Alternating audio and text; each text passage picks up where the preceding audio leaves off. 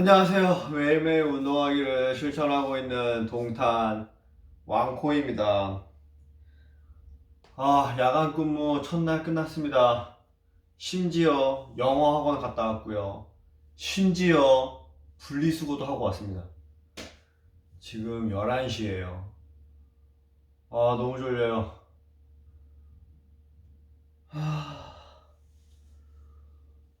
야간 일단 스트레칭이랑 팔굽혀펴기 조금만 하겠습니다. 너무 졸려.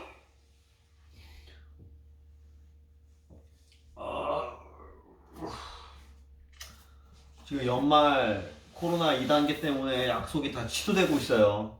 뭐 술집이나 식당이 9시 이후에 문을 닫고 있기 때문에 뭐 어디 갈 수가 없죠. 크리스마스까지 쭉 갈 것 같은데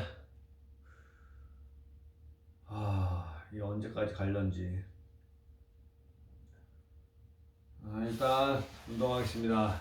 역시 운동할 땐 CNN!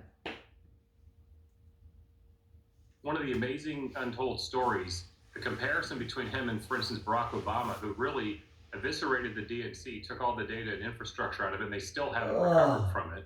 And Donald Trump actually was a massive fundraiser for the RNC, massive fundraiser for other candidates around the country, was a tremendous party builder. And I say that as someone who worked in the party infrastructure with him. And to that end, there's money in that party infrastructure that he's raising that's going to go and help fund the Georgia races. And so those are essentially a special election. I think it's a really odd time to have a special election because Democrats just won the White House and are pretty happy about that, and Republicans are angry and they want to kind of get revenge, I think, and win a couple of races. And we've already seen record number of ballots being requested, so the election interest is still incredibly high, just like it was in the last election. So but my it's question really, was, I think, a referendum on the president. To what extent is it a referendum on the president? I don't think it's a referendum on the president. I don't. I think that this is a special election in Georgia, and I think people understand that now that Joe Biden is going to be in the White House, that the Senate is up for grabs, and do we want to give the Democrats in Washington a blank check with the House, the Senate, and the White House? And I think that's going to be very difficult for the Democrats to overcome. Bakari, you're a young man in politics, and I'm struck by Marco Rubio, Ted Cruz, and Tom Cotton. All they're doing now in sort of the younger generation of Republican politicians. And I just wonder what deep down inside they really think as they see Donald Trump exiting stage left, or maybe not really exiting stage left. They are doing everything they can not to alienate him. None of them have acknowledged the results of the election yet in any real way. But doesn't Donald Trump cut off their ability, his presence cut off their ability to build their own organizations and do what they want to do to build their brands going forward? So Marco Rubio, Ted Cruz, and Tom Cotton, I'm really glad you asked this question, John, because the Republican Party, and let me just give Mike and the Republicans this bit of credit, have done an awesome job of grooming a new generation of elected officials and allowing them the opportunity to lead, allowing them the opportunity to share leadership roles, and allowing them the opportunity to flourish on the main stage of the RNC. But with that being said, you just named three people who do not have a path to being president because they don't have the fortitude, they don't have the courage. And I think that when you name Ted Cruz, when you name Marco Rubio, when you name Tom Cotton, you're naming three people who most individuals in the political realm would deem as being cowards because they're simply afraid of the shadow of Donald Trump. There's only one Donald Trump. You can't be him.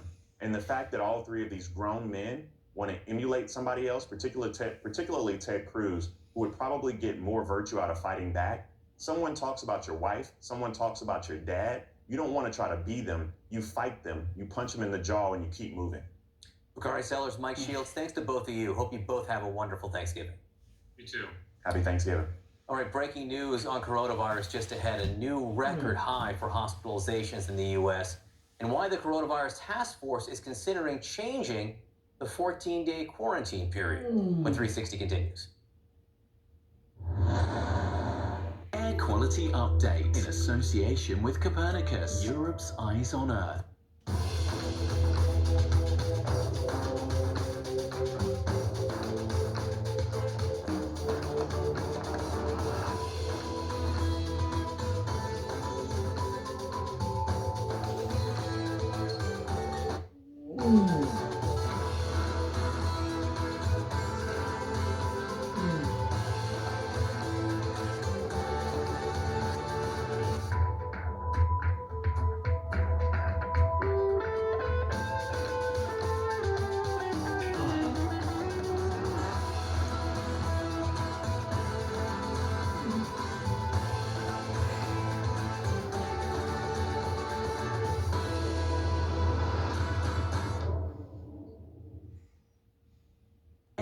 quality update in association with Copernicus, Europe's eyes on Earth. Now is the time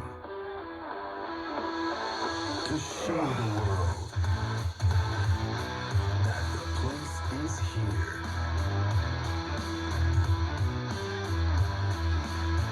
Indonesia, the center of events destination, as a proof that our nation will rise and be strong again. I'm Phil Black in Stockholm, and this is CNN.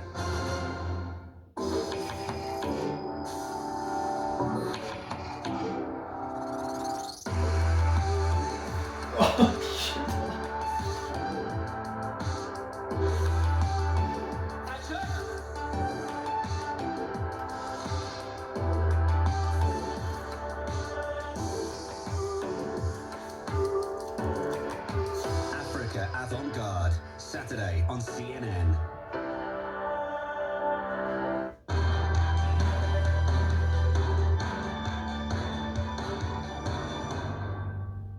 My name is Arthur Bright. I'm the manager of the Retail and Business Banking Department of an international bank in Cameroon. Nothing really prepared us for a crisis as hard as this one. So when it started, my greatest fear was that my teammates and my colleagues and the staff members find themselves hit by an emotional toll too heavy for them to bear. So we had to implement brutal changes to make sure people get the feeling of being safe while working. So I had to make adjustments at the personal level as well, because not only people looked up to me as a manager to be able to find motivation to go through the situation themselves, but again, I had to go through it with a family that lives far apart from here. I had to parent my kids through the phone and work through homeworks, sometimes late at night when I'm done from working. Now, my hopes for the future is that as the world reconstructs and recovers from the pandemics, that we as a collective unit build a more people-centered world, and that the quality of our overall decisions reflect the lessons we learned from this pandemic.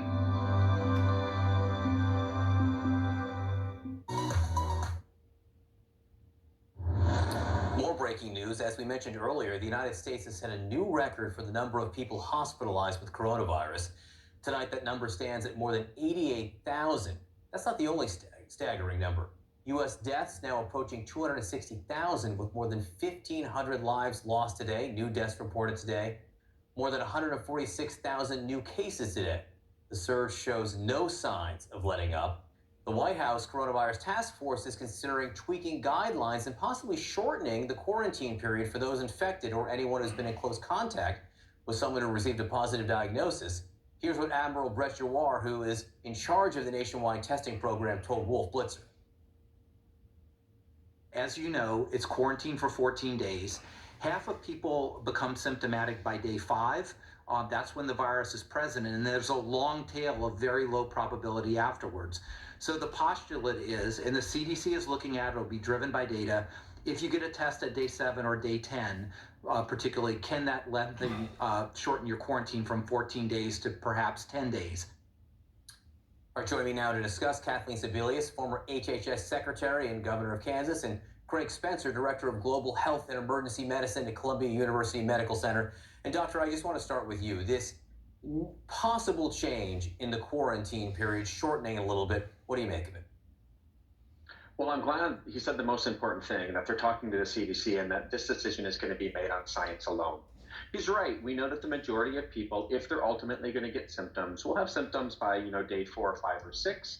And the overwhelming majority of people who will test positive will likely test positive by day 9 or by day 10. There may be a small percentage of people who will test positive after that, but I think it's quite reasonable to explore. It could certainly shorten the time from 14 to 10 days if we know the science is there to back that up. And that can make it a lot easier for a lot of people who are being forced to quarantine at home for a longer period of time. Hopefully we can get that back out safely. But again, this has to be based on the science and the science alone. Look, as an example of things we've learned over the last 9 months, and that's a good thing. Other things, Secretary, I don't think we've learned so well, and that has to do with behavior.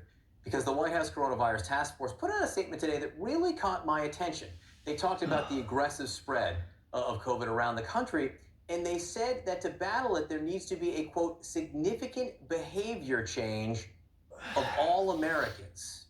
No, it's November, a significant behavior change of all Americans. How possible is that at this point? Well, I think it's only possible if it's led from the top, and if the American public is allowed to hear regularly from scientists about what's going on, if we have clear national guidelines, which we've never had, and if we don't blame the public for what's happening, but acknowledge the fact that we've never had a plan. So does shortening the quarantine period make sense? Maybe if scientists say so, but I got to tell you right now, almost no state is doing effective contact tracing because the virus is so far out ahead of it. Almost no state, including my own in Kansas, if you had a quarantine period and wanted to get a test and a test returned on day 7 and you don't have symptoms, you still don't have ready access to fast, reliable tests. So we are still in the same discussions that we were having in February and March about testing, about protocol, about opening guidelines, and the virus is winning this particular chapter. So I think we need to regroup and have a national plan and then start to talk about behavior that models that national plan. And meanwhile, hospitalizations reaching a new record level, more than 88,000 people hospitalized. It's the 15th consecutive day we've seen record hospitalizations, Dr. Spencer. I know you're planning on spending Thanksgiving in the ER. What kind of strain is this putting on hospitals around the country? You know, if you think about the last 2 big waves that we had, we peaked at around 60,000 people in the hospital, and that stressed the systems in places like the Northeast, in the Sun Belt, in Florida, and in Texas. But what we're seeing right now is cases rising everywhere. We're seeing hospitalizations all throughout the country. And today we had over 2,000 deaths. It's the highest number of deaths that we've had really since April. And all of these indicators are continuing to climb. Now, I hear a lot of people saying, well, just get more beds. Well, you need 5 or 6 really highly trained professionals, nurses, respiratory techs, doctors to take care of one sick COVID patient. This isn't just go out to IKEA and get more beds. You need a lot of really highly trained physicians and other people to take care of patients. And quite frankly, a lot of us are exhausted. We're tired. Over 1,000 healthcare providers have died from COVID themselves. Many more are getting sick every day because we don't have enough PPE in this country. You know, the system cannot last that much longer if we continue to have such a crush of new cases all throughout this country. Secretary Sebelius, you've got a very unique perspective, both being in the cabinet and also governor of Kansas. When it comes to getting the vaccine to the people who need it most, what do you think the biggest challenge will be? We've got about a minute left. Well, I think definitely, again, a national plan. Governors need to know exactly what the federal government will do, and the federal government has unbelievable logistical ability and financial ability to help states and local governments hire additional people, get ready for the plan. Right now, pretty much, governors are being told they're on their own, that the vaccine will come somewhere in their state at some time, and they need to figure out the rest. That's totally